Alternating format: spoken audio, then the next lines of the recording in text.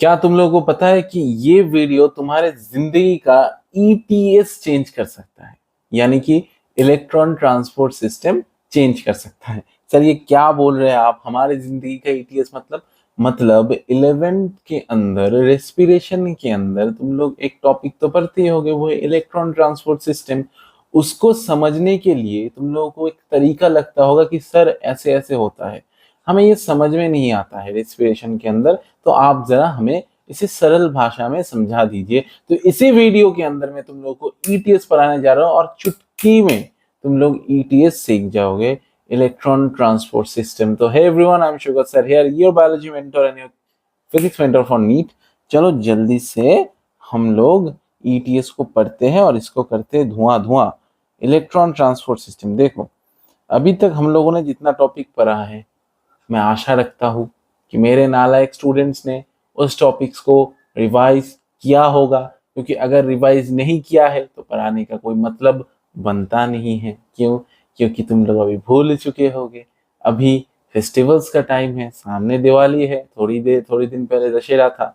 तो इसीलिए मैं कहना चाहता हूँ कि थोड़ा वक्त पढ़ाई में भी निकाल लो, नीट भी निकाल लो, उसके बाद जिंदगी में खूब मेहनत करो। ये नहीं बताऊंगा कि उसके बाद मजे ही मजे होंगे, मजे ही मजे होंगे, कभी जिंदगी में मजे मजे नहीं होते। ठीक है, चलो ईटीएस पढ़ते हैं। तो ईटीएस का मतलब क्या है? इलेक्ट्रॉन, हाय हाय, ये पेन को कहा हो गया रे। ईटीएस, ईटीएस का मतलब होता है बबुआ इलेक्ट्रॉन ट्रांसपोर्ट सिस्टम। देखो थ्योरी हम लोग रोज पढ़ते हैं कि नहीं पढ़ते? पढ़ते हैं ना। तो आज हम लोग थोड़ा डायग्राम से पढ़ते हैं। चलो देखो, ये है माइटोकॉन्ड्रिया। माइटोकॉन्ड्रिया के अंदर ये तुम लोग देख रहे हो इंटर मेम्ब्रेनस स्पेस। ओके, यानी कि ये है माइटोकॉन्ड्रिया का, ये है माइटोकॉन्ड्रिया का आउटर मेम्ब्रेन, और ये है माइटोकॉन्ड्रिया का इनर मेम्ब्रेन। ये है आउटर, ये है इनर, इसके अंदर ये है inner membranes, inter membranes space, मतलब दो मेम्ब्रेन के अंदर जो स्पेस बचता है। ठीक है, और ये है इनर माइटोकॉन्ड्रियल मेम्ब्रेन और ये है आउटर मेम्ब्रेन। और ये क्या है? मैट्रिक्स है, क्योंकि इनर मेम्ब्रेन के अंदर ही तो मैट्रिक्स रहता है। ठीक है, तो हम लोगों को ये पता ही है, क्योंकि हम लोगों ने शौकत सर से पढ़ा हुआ है। सर ने हमें सेल स्ट्रक्चर के अंदर ये चैप्टर पूरा पढ़ाया हुआ है। ठीक है, तो inner membranes, inner mitochondrial membrane में कुछ कॉम्प्लेक्स प्रेजेंट होता है। कॉम्प्लेक्स 1, कॉम्प्लेक्स 2, कॉम्प्लेक्स 3, इसका एक नाम होता है, कॉम्प्लेक्स 4। ठीक है, तो ये सब कॉम्प्लेक्स यहाँ पे प्रेजेंट होता है। और क्या होता है? इंटर मेम्ब्रेन स्पेस में क्या होता है? हाइड्रोजन का एक्सेप्टेंस होता है, मतलब हाइड्रोजन को एक्सेप्ट करता है ये पार्ट। ठीक है, और यहाँ पे क्या होता है? इनर मेम्ब्रेन में, इनर माइटोकॉन्ड्रियल मेम्ब्रेन में यहाँ पे बहुत सारा कॉम्प्लेक्स होता है, जैसे कि NADH डिहाइड्रोजनेस, यानी कि काम करता है सर्वेंट की तरह। कि बोलोगे अच्छा बाहर से मैं NADH+H+ को दे रहा हूँ, ये क्या करेगा? हाइड्रोजन को एक्सेप्ट कर देगा। अब ये हाइड्रोजन को तो पंप कर दिया, 4H+ को तो पंप कर दिया। अब ये जो 4 हाइड्रोजन थे, इसका इलेक्ट्रॉन तो यहाँ पे रह गया ना बबुआ, तो इसका 2 इलेक्ट्रॉन क्या कहाँ चला गया? FMN कॉम्प्लेक्स में, FeS कॉम्प्लेक्स से इलेक्ट्रॉन को ऐसे ही करते करते क्या करते हैं ये लोग? बॉल की तरह इधर से उधर, उधर से उधर फेंकते हैं। तो अभी अगर फेंकोगे इलेक्ट्रॉन को तो क्या बनेगा?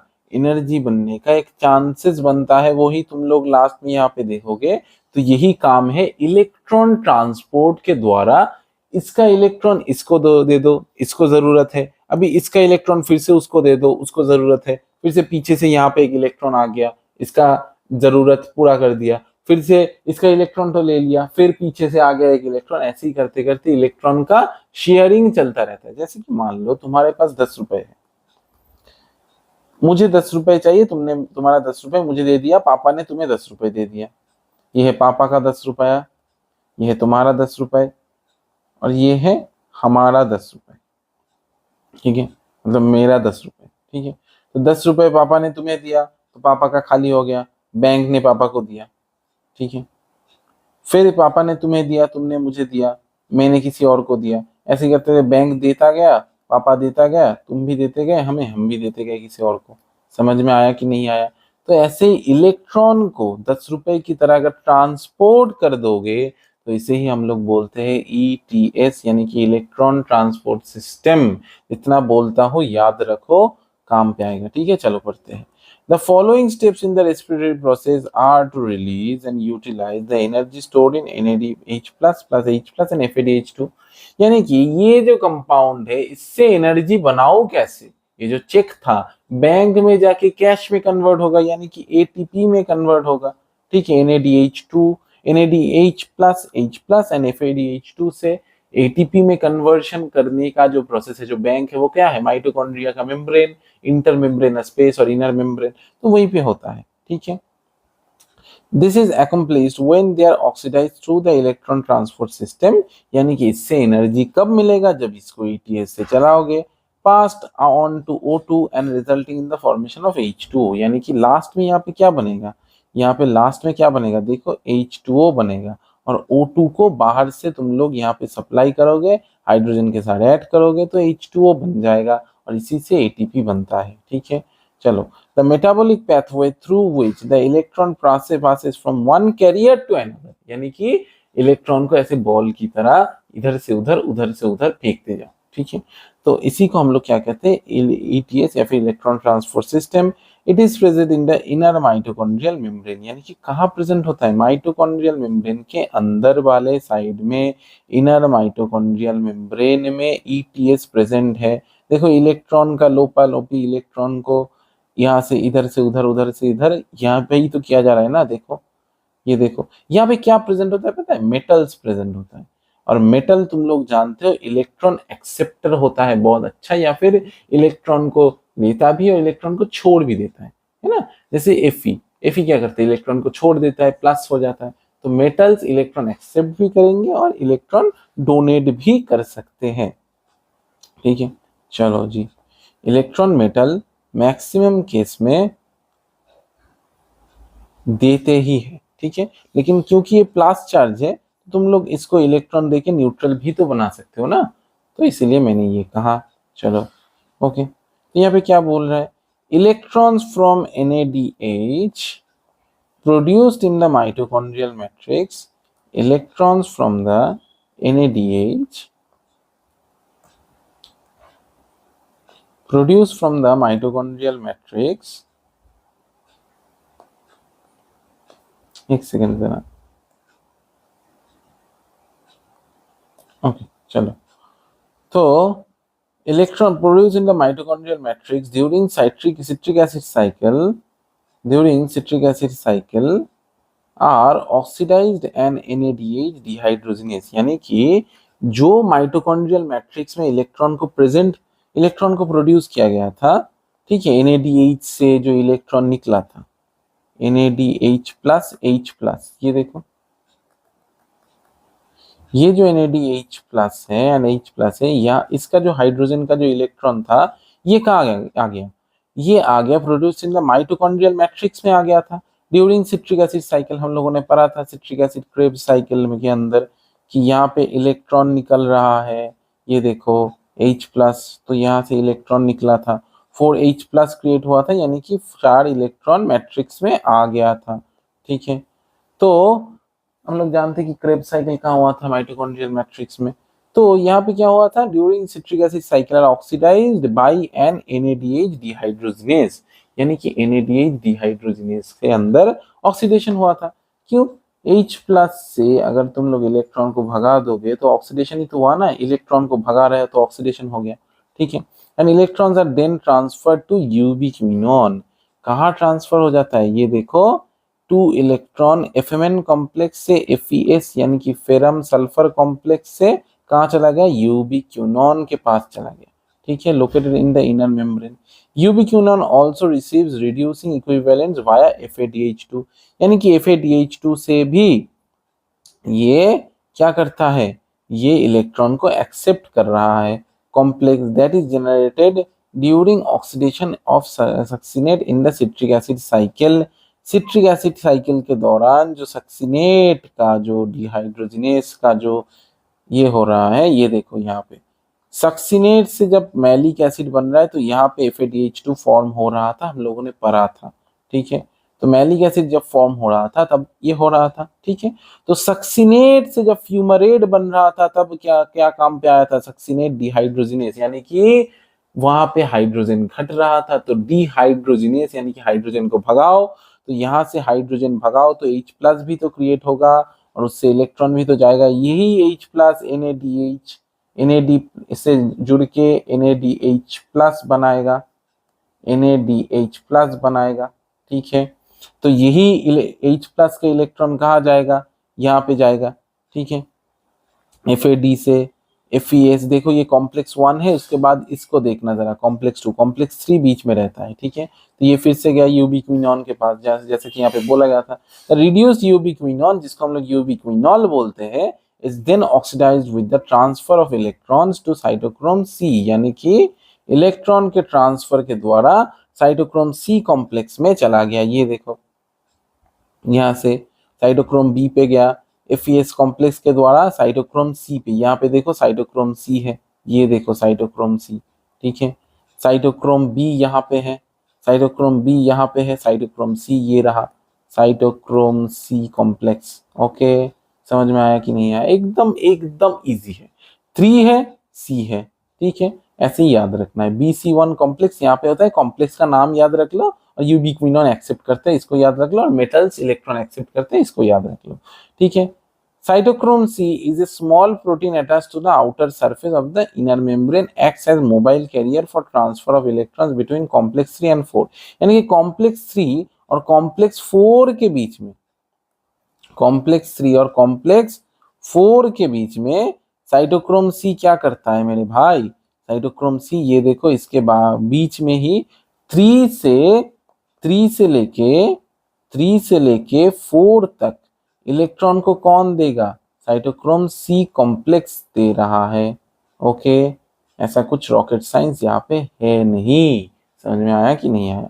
ठीक है, रेफर्स टू साइटोक्रोम C, ठीक है।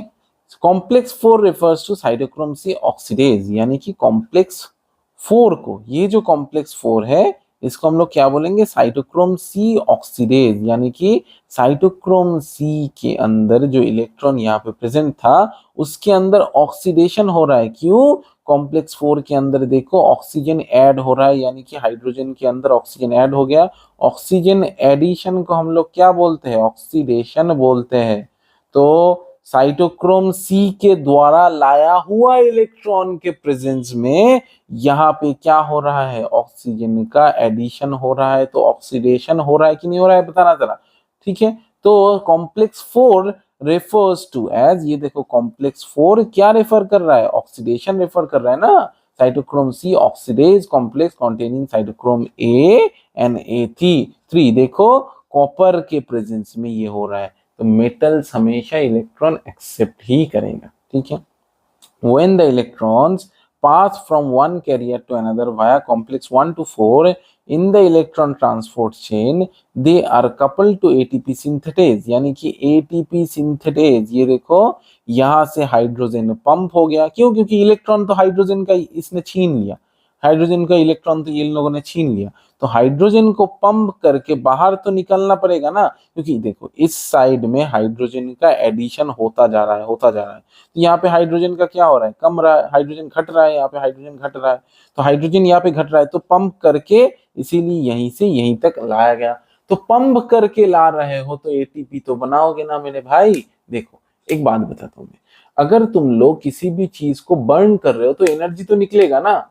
अगर तुम लोग किसी भी फूड को बर्न कर रहे हो कैलोरीज में, या फिर तुम लोग सपोज कर लो किसी भी कुकिंग में के अंदर तुम लोग कोयला बर्न कर रहे हो, तो कोयला अगर बर्न करो, कोल अगर बर्न करो तो उससे एनर्जी निकलेगा। तो ऐसे ही करके अगर H+ को अगर यहाँ से यहाँ तक पास करोगे, ऐसे ही खींचोगे तो H+ एक जगह पे अटैच हो गया। देखो मैं एक चीज समझाता हूँ, ऐसे नहीं समझ में आएगा। ये H+ था, ये यहाँ से यहाँ तक चला आया और ये हाइड्रोजन किसी भी चीज के साथ ऐड हो गया, तो ये H+ खुल्लम खुल्ला घूम रहा था, यानी कि ये H+ क्या था, ये H+ क्या था, इंडिपेंडेंट था।